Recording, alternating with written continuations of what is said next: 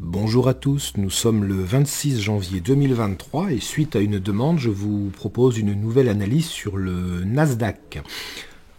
Ceux qui me suivent sur les réseaux ou sur le forum de Patrick Criguet alias Cipressa, exclusivement dédié à l'Ichimoku, savent que j'avais indiqué un joli plan de hausse, je vais y revenir tout à l'heure. C'était facile, mais maintenant ici et maintenant, qu'en penser?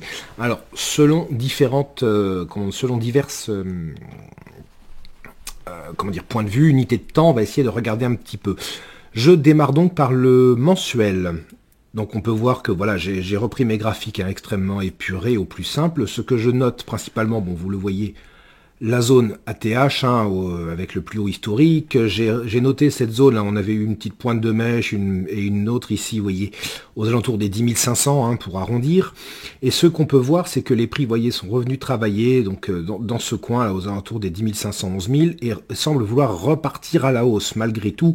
On est évidemment sur une tendance haussière avec le Kumo, mais les prix ayant cassé Kijun Tenkan, cette tendance est remise en cause sur cette unité de temps mensuelle. Donc, à voir un petit peu. Toujours est-il, c'est que là, on a eu quand même une étoile du matin qui n'a pas été réellement invalidée avec cet avalement baissier, puisque le plus bas n'a pas été cassé. Ça, c'est ma vision propre. Et ce mois-ci, on peut voir que nous sommes le 26 du mois, donc on a un mouvement quand même plutôt haussier. Donc, pour ma part, en swing, je serais relativement haussier. Petite astuce pour les chartistes, vous voyez, j'ai mis la Chikou en vert fluo pour qu'on la voit bien, ce qui n'est pas d'habitude. Et je vais cacher les prix et regarder ce que les chartistes vont tout de suite comprendre, que les prix en clôture sont en train de nous former un double top, un double bottom, pardonnez-moi, sont en train de former un double bottom avec une ligne de coup qui se situerait aux alentours des 12 050 et on voit comme par hasard que la Tenkan mensuelle est à 12 060. Donc je dirais que d'un point de vue Ichimoku, je vais afficher les prix, d'un point de vue Ichimoku, les prix sont dans une tendance haussière. Il y a eu une forte respiration quand même depuis novembre 2021.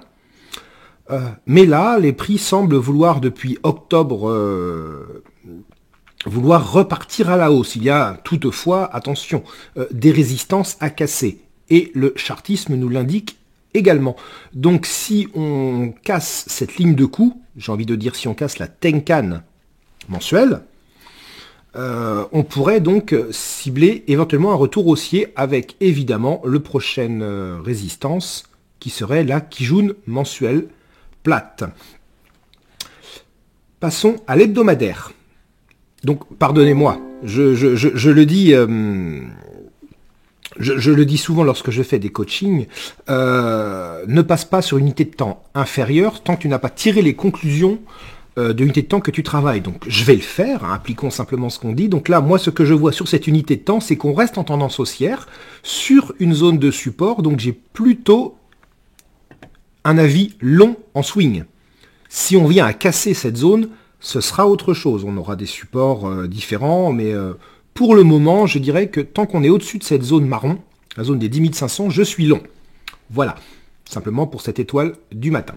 Là, maintenant que j'ai tiré ma conclusion, je passe à l'hebdo. Comme vous pouvez le voir, je suis en train de tester la V12 de PRT. Donc en hebdo, eh bien là, en revanche, on a un Kumo qui est orienté à la baisse. Nous avions un ancien range, je dirais ici la borne basse, vous voyez, mais qui a été cassé à la baisse. Donc on est en tendance baissière. Après, le mensuel nous indique, voilà, je le disais tout à l'heure, plutôt une hausse. Et on voit d'ailleurs que là, regardez, on a eu bel avalement haussier qui est venu sur la Tenkan. On est revenu avec ce bel avalement haussier là qui a cassé la Tenkan, contact Kijun qui résiste, la Kijun qui résiste depuis le 14 novembre, la Kijun hebdo quand même, c'est pas rien. Donc depuis le 14 novembre, elle a été testée une fois, deux fois, les prix sont passés au-dessus en décembre avant de redescendre. Donc elle résiste depuis le 14 novembre. Novembre, décembre, janvier, 2 mois qu'elle tient, cette Kijun hebdo, qui correspond à la Tenkan mensuelle. Donc je ne vais pas la doubler, mais ce qui renforce, je ne vais pas doubler mes lignes, mais ce qui renforce totalement l'idée que c'est un niveau important pour la suite. La Chikou, elle va arriver sous les prix, mais voyez, mathématiquement, dans une semaine, enfin donc demain soir, donc lundi, elle va se décaler d'un point et donc elle sera relativement libre jusque voilà, hein, au plus haut. J'ai tracé également, bon, vous voyez des niveaux de résistance, hein, donc il y avait ce long plat Kijun, et là j'en ai tracé deux parce qu'on a le SSB Futur et celui-ci. Donc là on a une petite zone alentour des 12 900, voilà. Donc là, ici, ce que je vois sur l'hebdomadaire, c'est encore une fois, on voit le double bottom, hein, voilà, qui casse avec ces deux magnifiques marteaux, avalement haussier qui casse la Tenkan, et là on a un joli mouvement qui devrait nous conduire vers la Kijun Hebdo Tenkan mensuelle. Plutôt, donc, pour l'instant, je valide complètement cette hausse, mais la cassure de ceci validerait définitivement le plan long. En daily, c'est hyper intéressant parce que voilà, ceux qui me suivent, voilà, j'en parlais tout à l'heure, on avait vu, hein, j'avais indiqué ce magnifique signal haussier pour aller chercher les 12 000 le 6 janvier dernier. Bon, vous voyez, les prix sont venus le chercher avant-hier, mardi.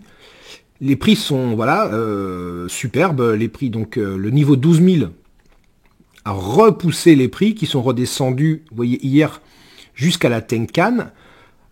Et aujourd'hui, bon, on est plutôt haussier, avec une belle réaction haussière quand même au contact de la Tenkan. Donc on a un pendu, mais dans le sens du mouvement, on a quand même cette idée de baisse qui a échoué. Voilà, oh, pardon, tac. Dans l'idée, on a quand même cette idée de baisse qui a échoué. Il y a, pardonnez-moi, je bafouille. Nous avons donc le niveau 12 000 et juste au-dessus, le haut du range daily qui est à 12 050, 12 060 et à 12 100. Pour arrondir 12 110, on a la Tenkan mensuelle qui joue hebdo. Donc je dirais très très simplement qu'on a une zone ici de résistance qui va être très importante. Voilà.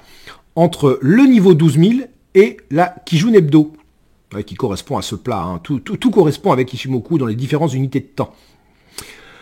Donc aujourd'hui, oui, les grandes unités de temps nous indiquent plutôt une hausse, mais en daily, on va devoir attendre. On va devoir attendre simplement parce que nous sommes dans un range, sous borne haute, sous de nombreuses résistances, donc ce serait anticipé que d'acheter ici et maintenant en daily. Surtout qu'on a un surachat quand même qui est non négligeable.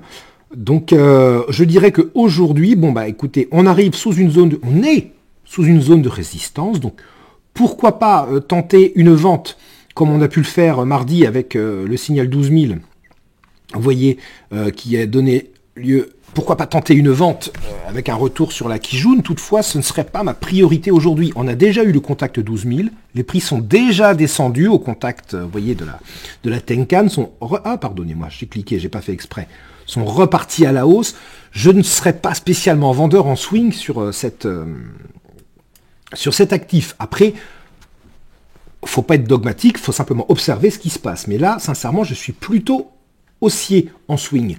Il faudra toutefois, pour valider cette idée, casser cette zone rouge avec la première zone hebdo que j'ai indiquée tout à l'heure, le plat Kijun hebdo et un objectif, pourquoi pas, 3, la Kijun mensuelle. Et puis, bah, si elle casse, on repart, hein, voilà. Hein. Mais bon, déjà, ça ferait 1600 points, déjà, on est pas mal. Hein, on va pas chercher beaucoup plus loin pour le moment. Si je passe rapidement en H4, bah écoutez, on est dans une tendance haussière, évidemment. Vous voyez, on a eu un repli sur la Tenkan journalière qui correspondait à la Kijun, avalement haussier. Donc oui, on peut retourner chercher les 12 000. Ça me semble logique d'aller rechercher les 12 000 qui sont très très proches. Hein, ils sont à 60 points là. Si je vais en H1, pour aller voir éventuellement de l'intraday, c'est tendu. C'est tendu en H1 parce qu'on arrive en haut d'un range. Vous voyez, avec la mèche des 12 000 ici.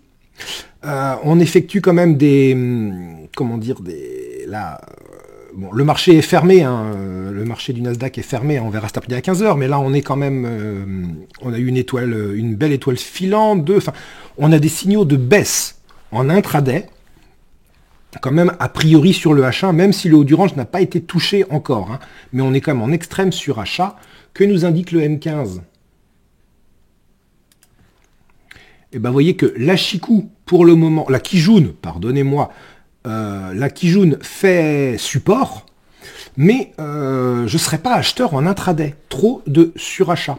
Et oui, je sais, ça peut paraître suspect, ce que je vous dis, mais oui, je suis long en swing, mais en intraday, ça me paraît compliqué. Je pense que le marché a besoin de respirer pour le moment.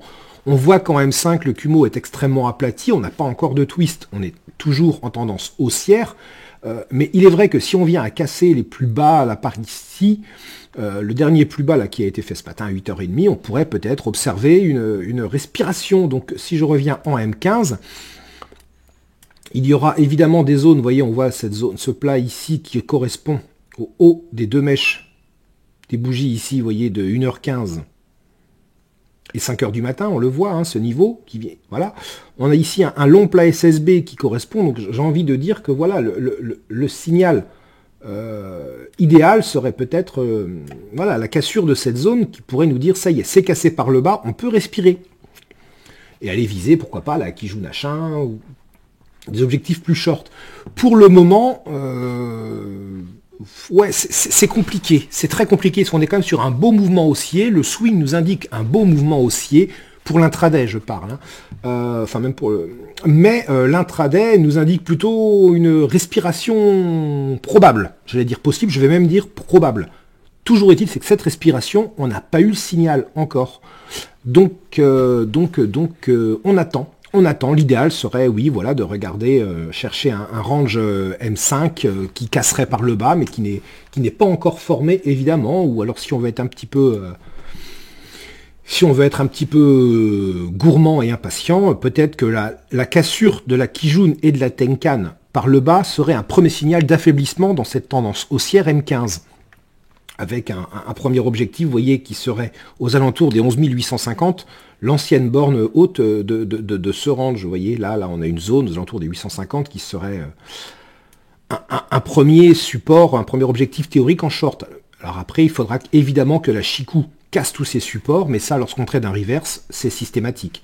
Donc, en résumé, en swing, je serais plutôt long, mais on n'entre pas tout de suite, vous voyez, parce qu'on est sous une belle zone de résistance, donc malheureusement en swing, pas grand chose à faire pour le moment, ou alors on entre sur des grandes unités de temps avec un stop voilà, à 10 400, mais bon là, c'est de l'investissement, c'est plus du trading, hein, ou éventuellement un stop à 11 200, pardon, sous la zone d'équilibre du range, on se prépare là, mais je pense qu'il y a moyen d'optimiser largement cette entrée en attendant la cassure et de cette zone, parce que tant qu'on est sous résistance, ça reste quand même extrêmement risqué d'acheter.